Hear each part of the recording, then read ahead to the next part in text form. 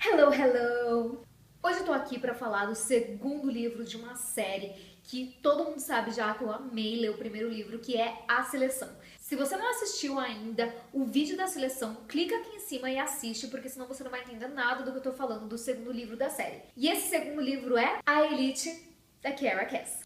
É o seguinte, A Seleção era pra ser uma trilogia, só que aí a autora resolveu lançar um quarto livro chamado A Herdeira, e aí virou uma série de livros, então. A seleção tinha começado com 35 garotas e agora restam 6 garotas que são cada vez mais acirradas, cada vez mais querendo se matar, porque elas estão cada vez mais próximas da coroa. Uma dessas 6 garotas vai ser a princesa, então estão todas com os nervos à flor da pele. Antes de fazer o vídeo, eu dei uma pesquisada, li bastante resenha, vi bastante vídeo também. É claro que algumas opiniões foram sim iguais à minha, só que outras divergiram muito. O que acontece? Eu quero deixar uma coisa bem clara pra todo mundo. O livro 2, o filme 2, qualquer coisa que seja 2, a coisa do meio é sempre mais chata que as outras. Sempre, sempre. Não sei o que acontece. É assim com O Senhor dos Anéis, é assim com Piratas do Caribe, que depois também passou a ser uma série, não uma trilogia. Mas sempre o livro 2, o filme 2 é uma coisa de louco. Eu não sei o que acontece. É o mais chato. Eu não achei a Elite chata de jeito nenhum. Eu li o livro em 2 dias, foi maravilhoso. Só que mesmo assim, ele é um pouco mais maçante. Por quê? Todas as dúvidas que foram uma surpresa para nós no primeiro livro se tornam repetitivas no segundo livro. Apesar da gente ficar com aquele conflito no coração de querer saber quem essa garota vai escolher, se ela vai ser escolhida, isso se prolonga muito. É óbvio que a gente sabe que o resultado não vai sair no segundo livro porque tem um terceiro. Se não tivesse um terceiro, lógico que o final ia estar aí. Só que a gente já fica esperando a falta de resolução de problemas no segundo livro. Então isso acaba causando um pouco de cansaço na leitura, não na forma como a Kiera escreve, porque ela escreve maravilhosamente bem e faz você querer comer o livro. É aquela coisa de que você fica só mais um capítulo, só mais um capítulo, só mais um capítulo, dá 3 da manhã e você ainda tá lendo o livro. Mas vamos aos fatos. Nesse segundo livro, então, restam apenas 6 garotas e a gente começa a conhecer melhor as personagens. A Celeste fica cada vez mais insuportável e agora a Cris começa a ter um papel mais importante dentro da seleção e ela se torna uma personagem que a gente começa a ter até certa empatia. Essas 6 garotas restantes dão o nome ao livro, que é A Elite, elas fazem parte da Elite e elas começam a ter também um papel muito mais importante para o povo, porque elas são apenas 6, ou seja, o povo começa a se identificar com cada uma delas e sempre uma delas vai como a preferida do povo. Então, o objetivo é quanto mais transparente elas forem ou quanto mais máscaras elas vestirem, elas conseguirem conquistar o público e serem uma das favoritas. Contudo, mesmo sendo o livro mais maçante e as garotas tendo cada vez mais conflitos, coisas novas começam a aparecer nesse livro.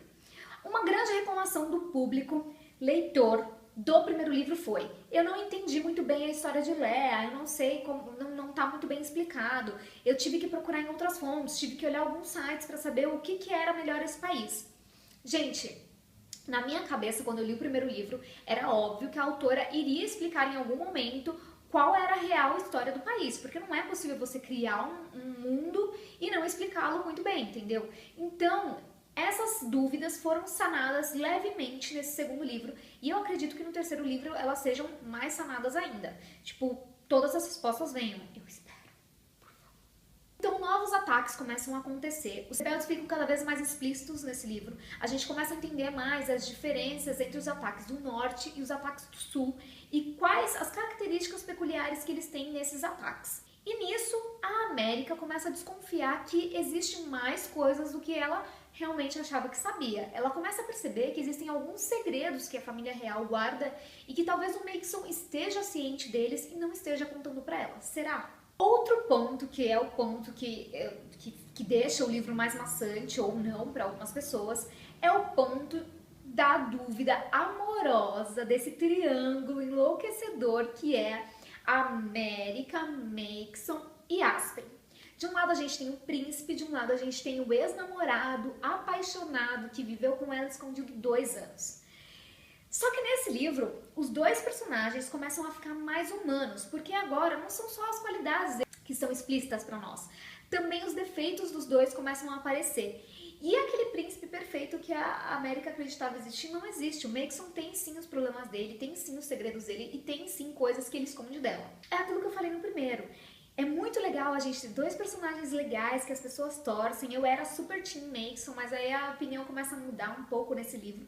Só que se você fica focando muito nisso, acaba ficando um pouco novelinha mexicana, sabe? Mas eu te amo tanto, Carlos Eduardo. Eu te amo tanto. Eu também te amo, Maria. Mas nós não podemos ficar juntos.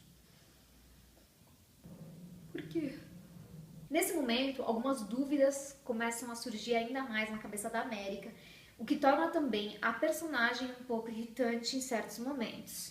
É necessário dizer para vocês que esse livro é muito mais melodramático, muito mais pesado, entre aspas, do que os outros, porque ele foca em todos os problemas que eu acredito, por favor, que eu tô lendo o terceiro agora, que todas as respostas estejam nele e que todas as resoluções estejam nele, porque a dramatização está realmente nesse segundo livro. Pra quem não gosta de drama, talvez realmente o livro tenha sido muito maçante por causa disso. Como eu gosto de um draminha aqui e ali, eu gostei bastante. Então o foco desse segundo livro é o concurso, são as garotas se descobrindo. Agora as provas que elas têm também são mais difíceis e são mais reflexivas, menos superficiais do que do começo da seleção. E elas têm que pensar como princesa, agora o que eu faria em tal situação, coisas assim. E uma prova do concurso em especial tem uma importância muito grande para o caminho que a América vai percorrer a partir de agora dentro da seleção, dentro desse concurso. Então é muito importante até para a conscientização dela como futura princesa, sim ou não, talvez, quem sabe.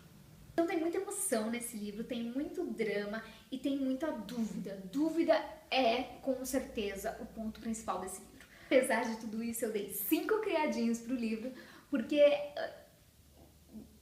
eu li em 2 dias. E tipo, eu não leio histórias ruins em 2 dias, não é possível isso. Eu tenho muita coisa pra fazer e eu ler um livro em 2 dias realmente é um feito. A Kiera Cass escreve muito bem, ela consegue conduzir as histórias de maneira esplêndida, assim. Ela realmente consegue te prender, você fica querendo saber o que vai acontecer no próximo capítulo, e mesmo que você esteja cansada daquela dúvida, daqueles problemas todos, você quer saber o que vai acontecer. Então, não tem como eu considerar um livro desse ruim. Bom, então é isso, eu não quero me prolongar muito nesse vídeo, porque realmente tem muita gente já que já falou, o livro é de 2013, as pessoas já se cansaram de falar, as pessoas já leram, mas eu espero que cada vez mais gente consiga ler. Então se você gostou, por favor, dá um like, eu não vou ficar implorando por like, entendeu? Por favor, dá um like.